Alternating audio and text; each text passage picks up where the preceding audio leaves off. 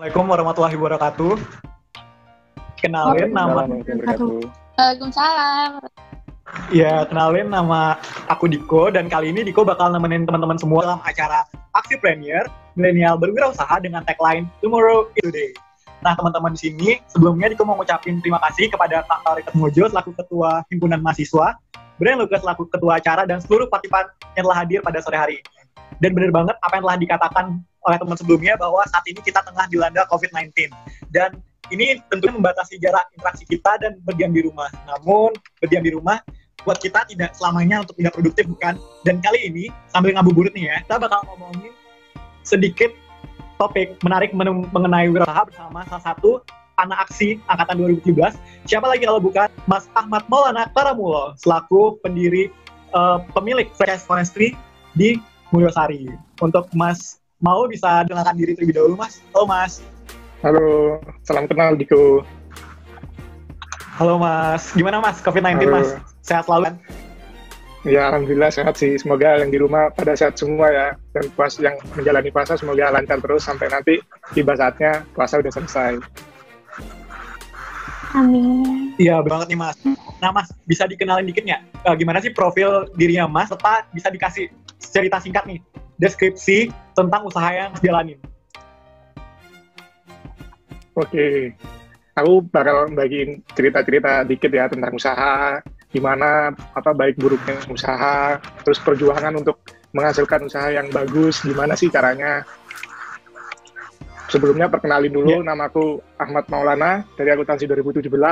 Mungkin yang kalian tahu di sini aku salah satu owner franchise dari Forestry Mulyosari. Tapi jauh sebelum Forestry aku udah punya owner kedai dari nol. Namun kedai dari nol ini ya agak mengalami sedikit kebangkrutan lah istilahnya.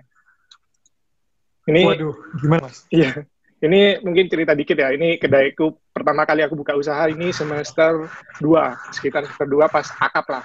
Nah, aku juga jadi donasinya akap di situ pas tahunku 2017 dari panitia. Ya, habis setelah itu ternyata akap tidak membawa keberuntungan ya bagi usahaku.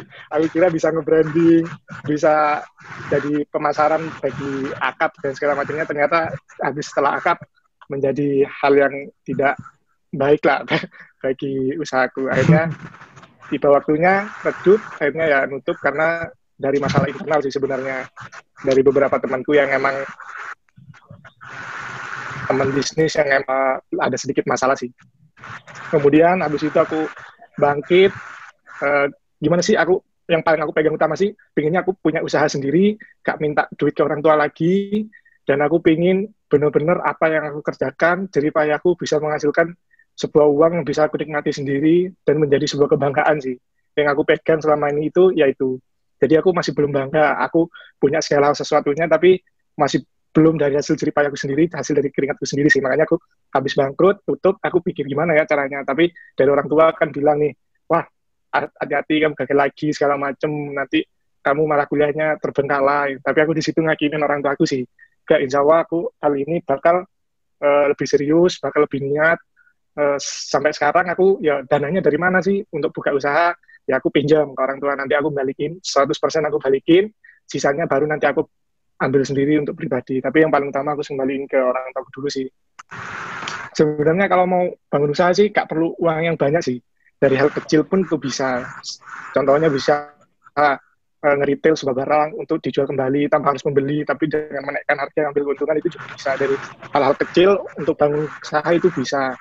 Dan yang paling utama jangan takut untuk rugi atau jangan takut untuk gagal. Gagal dalam dunia bisnis itu hal yang biasa. Cuman gimana caranya bangkit dari kegagalan dan mencari cara yang lebih cerdas dari sebelumnya, itu yang sangat susah. Tapi aku yakin kalian yang niat bisnis itu pasti bisa.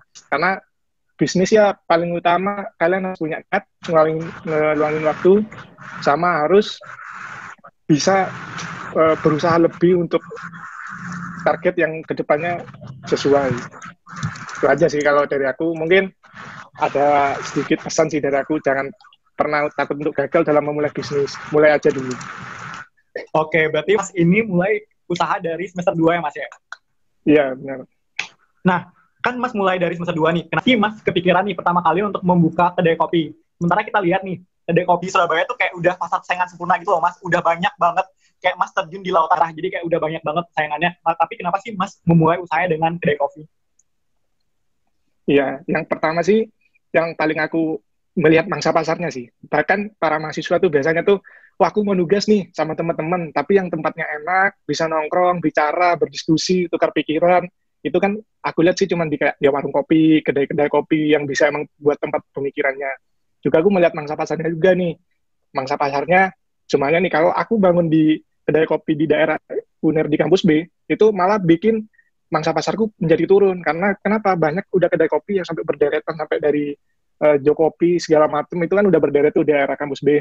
Nah aku cari nih mangsa pasar yang emang belum benar-benar tempat tapi targetnya mahasiswa yang masih eh, belum ada tempat kopinya, tempat nongkrongnya untuk bertukar pikiran. Itu aja sih kenapa aku milih, karena paling utama sih mangsa pasar sih, mangsa pasarnya masih kuat. Nah, itu kan alasan Mas untuk membuka kedai kopi nih. Tapi kenapa Mas memulai dengan membuka atau bekerjasama dengan franchise? Kenapa Mas nggak membuka dengan branding sendiri, Mas? Ya, ya yang paling utama sih aku melihat dari usahaku yang sebelumnya ya. Jadi aku kan juga punya nih usaha yang sebelumnya, dia emang benar-benar dari nol. Kenapa judulnya kedai dari nol? Ya emang benar-benar dari nol. Kita merintis dari bawah, bikin menunya sendiri, terus ngundang orang untuk menjadi testernya segala macem.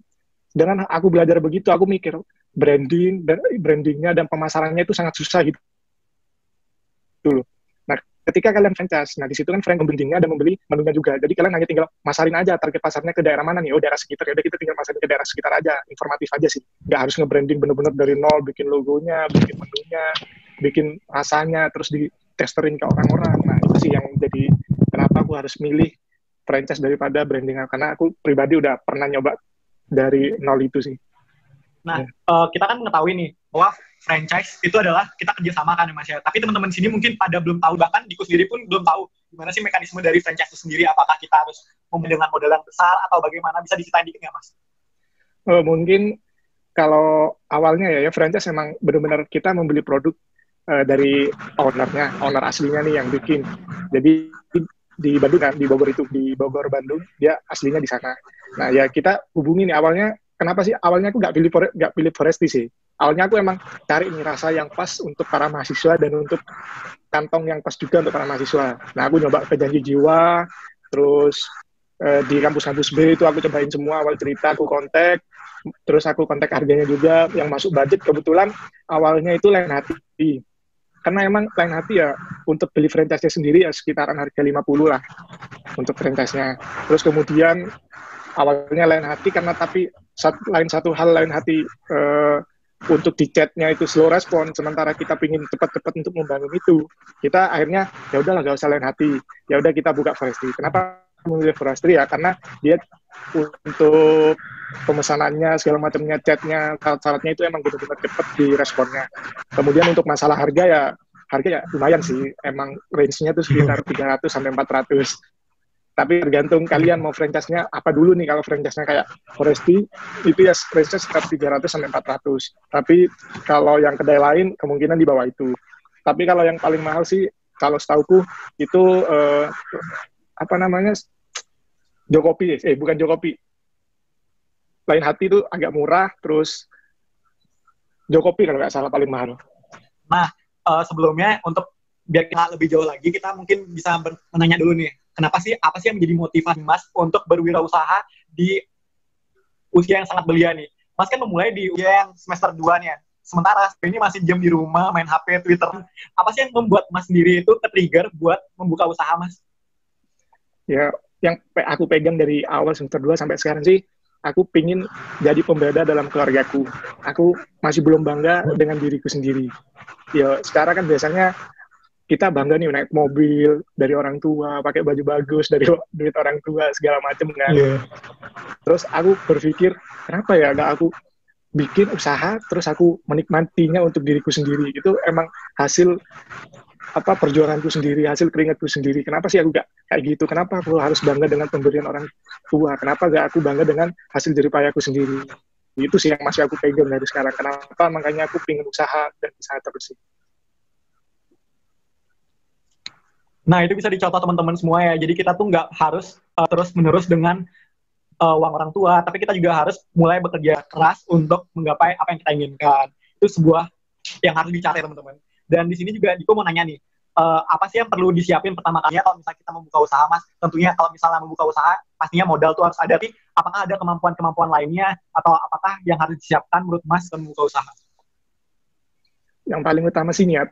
Ketika kalian udah niat, ya usaha itu akan terus berjalan karena kalian akan terus fokus pada bisnis itu. Tapi kalau kalian udah dari awal niatnya cuma setengah-setengah, pasti nanti kalian di tengah-tengah bakal ya wes lah, bisnisku ya cuman gini-gini aja gak berkembang, ya wes lah tak tinggal aja. Nah itu yang bikin usaha itu bakal gagal. Yang paling utama tuh emang niat. Kemudian untuk masalah wah Mas Maul enak ya modalnya banyak segala macam, sebenarnya ya yang aku bilang dari awal sih, usaha tuh gak perlu modal banyak-banyak. Iya, bener banget. Berarti kita harus memulai dari niat. Soalnya pasti banyak banget nih ya wirausaha. Sebenarnya di akuntansi sendiri tuh udah banyak banget ya, Kak ya, wirausaha muda yang muncul. Tapi yang kita perlu tekan ini adalah niat sendiri. Jadi rata-rata orang itu memulai wirausaha dengan niat berapi-api, tapi dia tidak menjaga konsistensinya sendiri. Jadi di tengah-tengah dia turun. Jadi penjualannya nggak laku dan lain sebagainya. Nah dari Mas sendiri mungkin ada tips and tricks gitu buat menjaga niat mereka tetap konsistensi dalam penjualan mereka, Mas.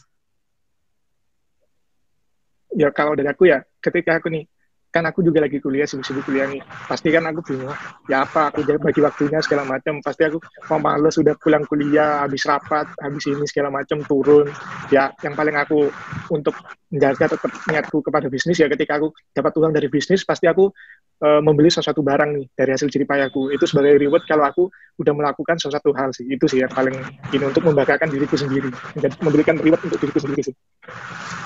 Oh jadi give and reward ya Mas. Jadi kalau misalnya kita udah menggapai itu apa, jadi kita harus mereward diri kita sendiri ya Mas ya.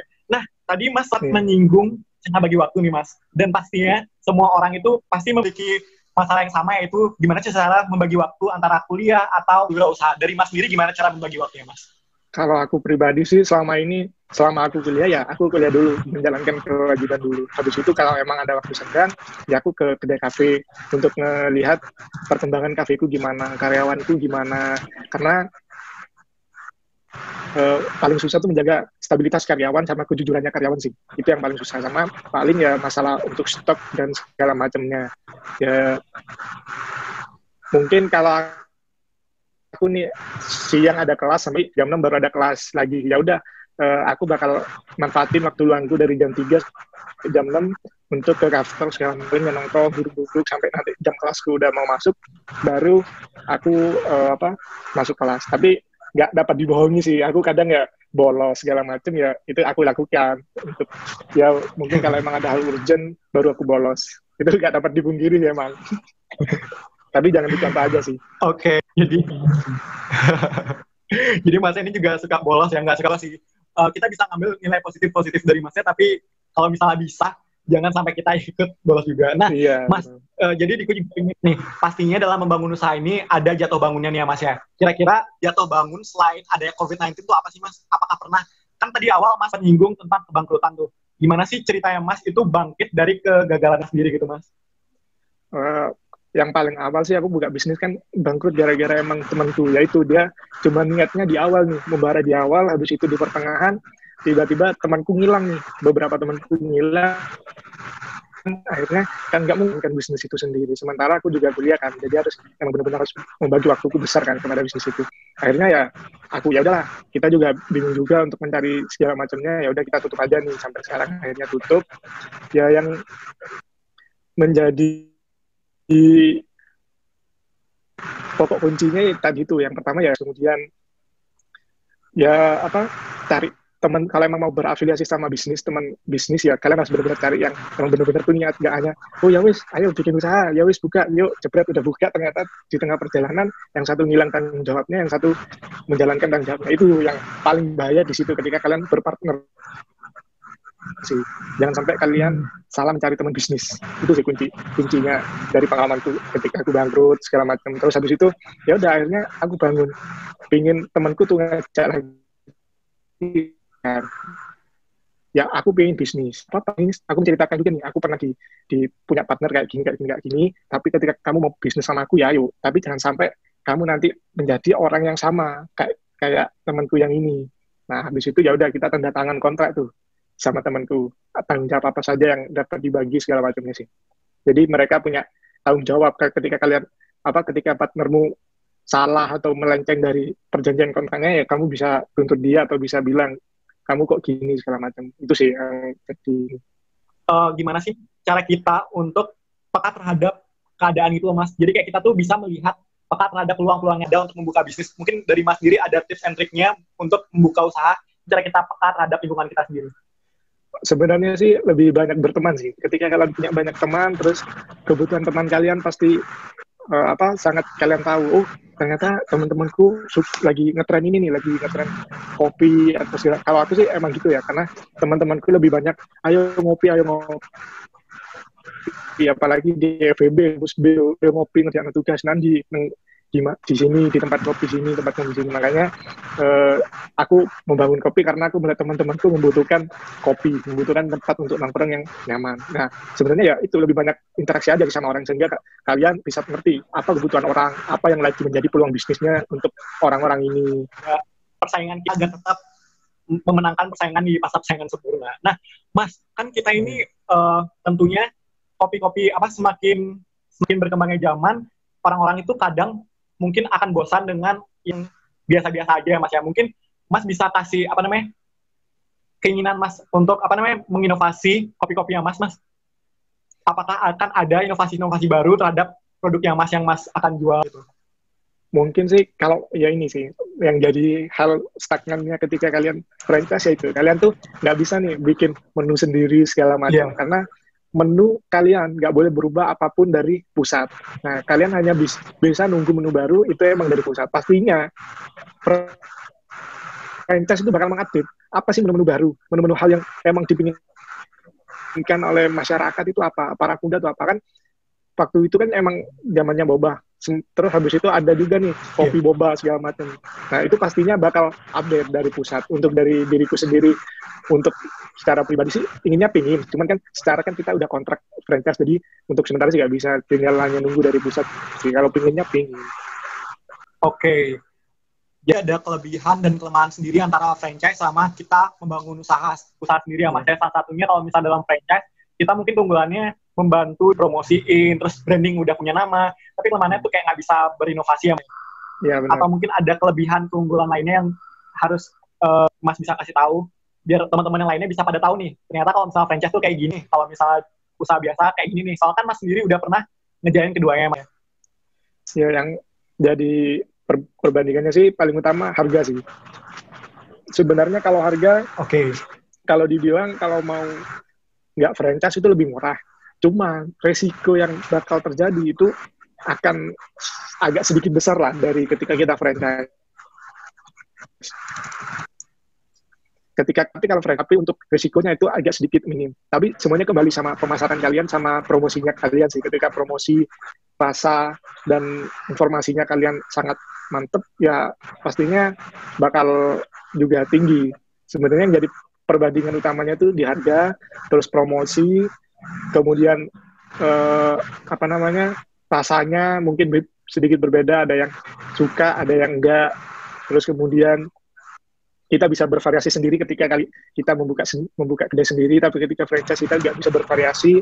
Tapi pastinya dari franchise-nya bakal update terus untuk mengenai rasa, menu, maupun apa yang lagi trending pada saat ini. Karena kan mereka pasti nggak pingin franchise-nya tutup dan segala macamnya kan. Itu sih.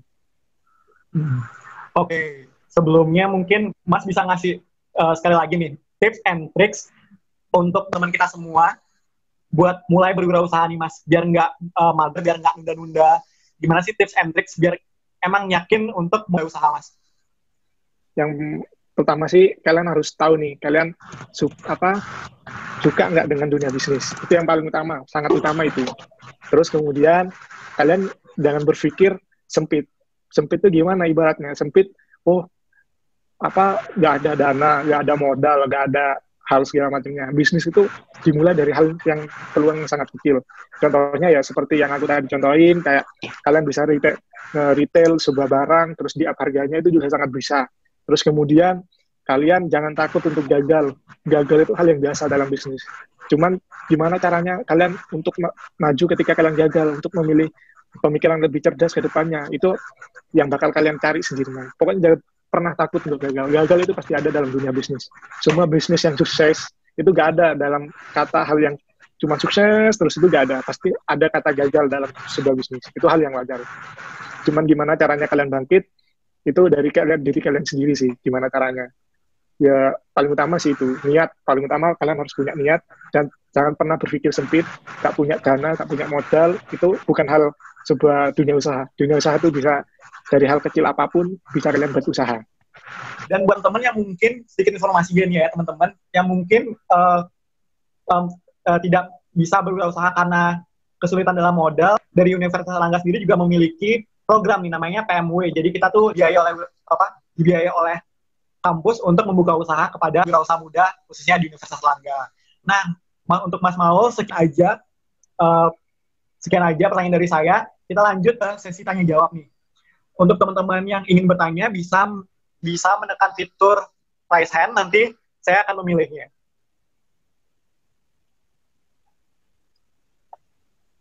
Ayo teman-teman yang mungkin mau jawab. Oke, dari Natasha P. Halo Mbak Natasha. Ya, saya mau tanya. Mau nanya apa Mbak?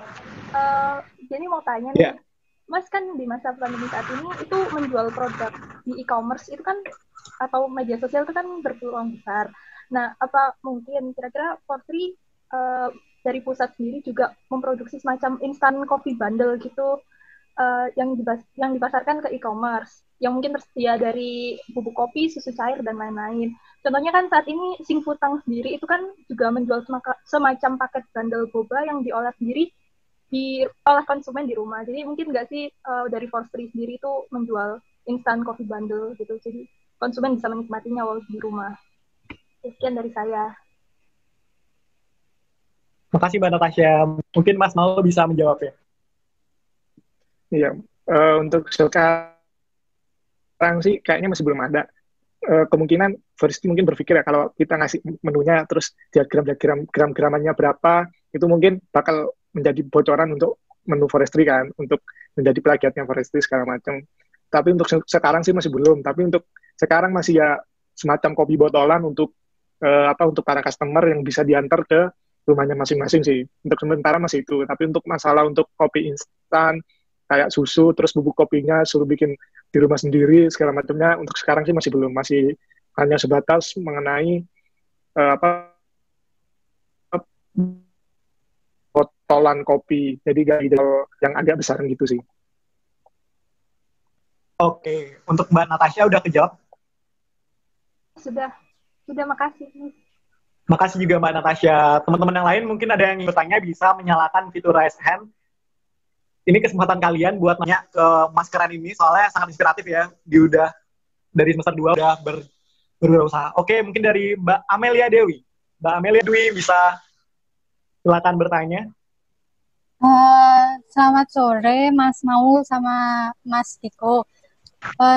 Iya, sore. Jadi sini saya ini sedikit penasaran sih sama tentang franchise. Franchise itu kan memang stabilitasnya dia lebih secure daripada buka usaha sendiri.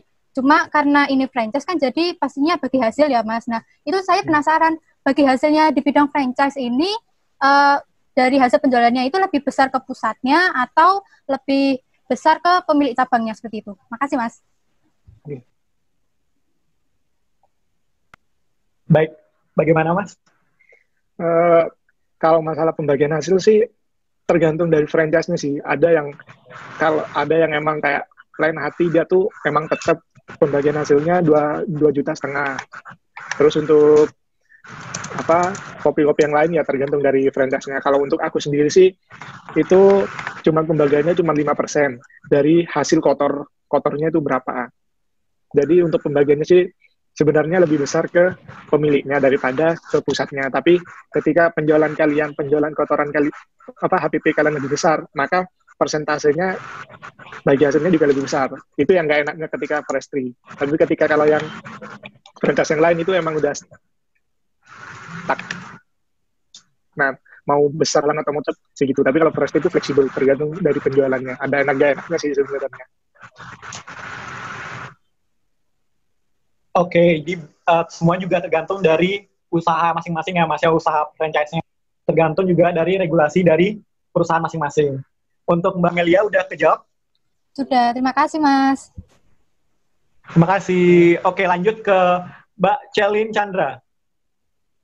Halo Mbak. Ya, jadi saya kan mau tanya kan kalau buka usaha itu kan modal yang paling besar itu kan kayak membeli bangunan gitu loh, kayak kan kafenya Mas kan juga ada membeli bangunan untuk nongkrongnya itu. Nah itu kalau kita mensiasatinya tuh gimana sih soal bangunan tadi? Soalnya itu kan modalnya besar. Makasih. Oke, terima kasih Kak Celin. Bagaimana Mas untuk Sebenarnya biaya dalam bangunan? Oke, sebenarnya sih kalau dari punyaku ya itu untuk sementara sih aku segala macam kan untuk ininya, untuk dari kedaiku sih menyewa sih lebih tepatnya. Jadi nyewa berapa tahun, untuk kedaiku tuh nyewanya sekitar 2 tahun. Nanti bakal di-extend lagi sekitar sampai 2 tahun lagi. Jadi gimana lebih tepatnya cara kalian untuk mengatur uang sih. Jadi jangan sampai kalian emang iya kalian hanya mangsa pasarnya nanti selamanya terus di situ aja. Nah itu kan menjadi pertimbangan juga kan nantinya. Makanya kenapa aku nggak pengen beli kedai ya, karena aku usaha dipasang surut kan untuk masalah konsumennya. Mungkin aku bakal pindah segala macam. Nah kalau ketika aku beli bank itu bakal rugi ke akunya sendiri, dan juga uang yang kita miliki juga nggak sampai MM-an kan. Apalagi usaha yang udah kita franchise itu juga cukup mahal, apalagi sampai beli bangunan. Jadi kalau dari aku sih lebih baik kalian nyewa berapa tahun lebih enaknya, karena juga kalian nggak mungkin bertahan di situ terus gitu sih.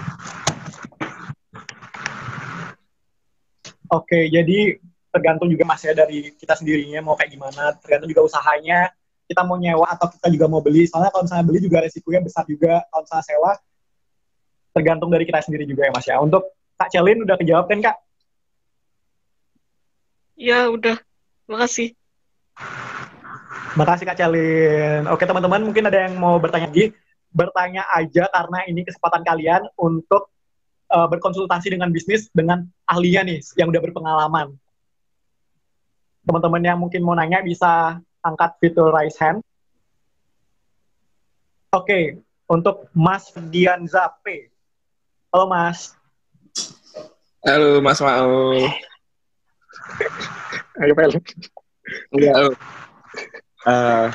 aku mau tanya Gimana Mas? Dari sekian banyak perjalanan nyari uang nih Ul ya, keluarin masukin kayak gitu, banyak usaha juga yang kamu juga kiranya udah lakuin, atau ya aku juga mungkin udah pernah coba juga, cuman sampai sekarang aku belum nemu point of view-nya businessman Ul. Yang namanya businessman ini apa sih? Aku masih terjebak di pola pikirnya salesman. Kira-kira beda gak sih? Di titik mana sih aku bisa, kamu atau aku bisa bilang kalau kita ini businessman, bukan salesman.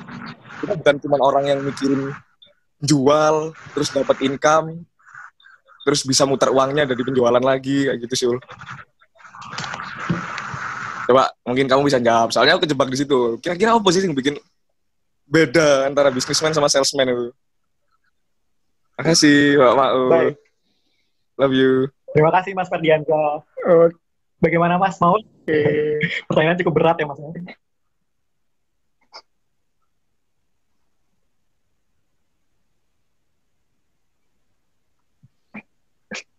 Ya kalau dari pandanganku sih investment. Ketika kalian semuanya buka kedai franchise nih, kalian ngejual minuman, berarti ya sama aja kalian juga sales di situ. Kalian ngejualin produk kalian bangun sendiri. Sebenarnya kalau dari aku sendiri sih ya, aku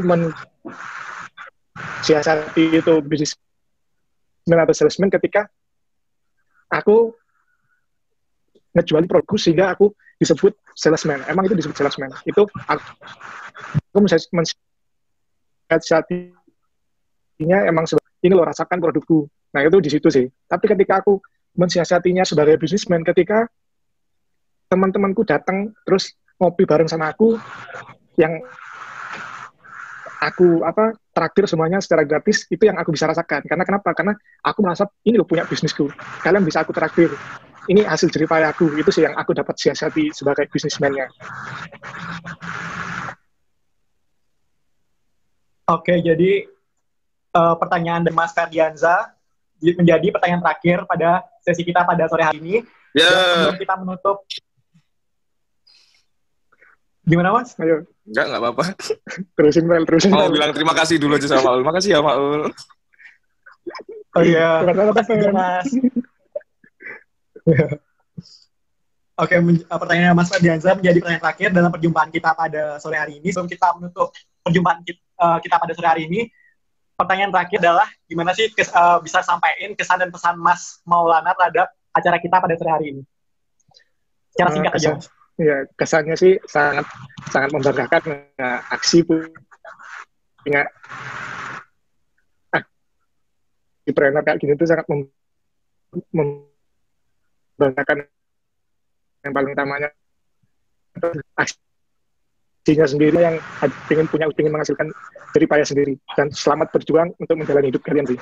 Semangat juga untuk Mas Tompel, semoga nanti usahanya di kemudian harinya bakal sangat sukses juga sih.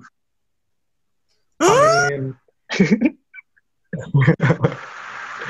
Oke, jadi sekian aja perjumpaan kita pada sore hari ini. Sebelumnya ada juga quotes nih dari